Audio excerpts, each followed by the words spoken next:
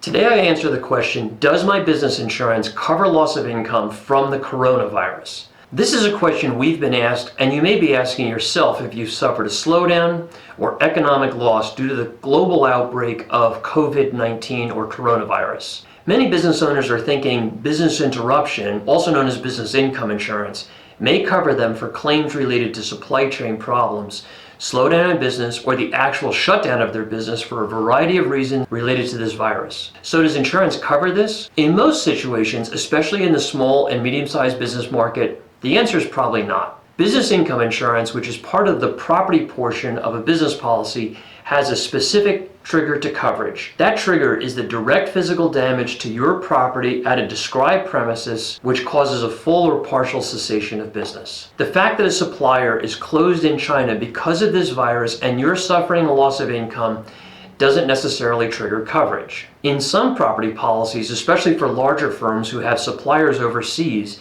they may purchase something called contingent business income insurance. With this coverage form, the trigger is changed to direct physical damage to a specified supplier's location, which causes a loss of income to your business. But again, with this virus and China's response to it, your slowdown is not caused by direct physical damage to a supplier's location. So there's probably no coverage there. Now, there are some industries such as hospitality and healthcare where specialized endorsements are available to extend business interruption without the damage to property trigger. But these are typically limited to very large insurance buyers. For larger firms that rely on supply chains, there is coverage known as supply chain insurance and trade disruption insurance. These coverage forms don't rely on physical damage as a trigger to coverage.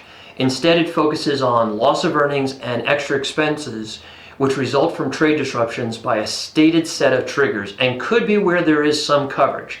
But this is a very unique coverage form found in the very large client marketplace. So what's the solution in the small and medium enterprise market? Unfortunately, there aren't a lot of insurance options available, so this becomes more of a risk management strategy at best. It may require inventorying more product than you normally would, or seeking alternate suppliers in diverse geographic regions. In the large account marketplace, it's really about understanding what is and what is not covered, and either attempting to negotiate coverage or creating risk management strategies to soften the blow when these types of catastrophes occur. The bottom line here is that it's important to understand what direct, indirect, and contingent risks your company faces when it comes to your earnings before disaster strikes. This means a thorough risk review and policy audit.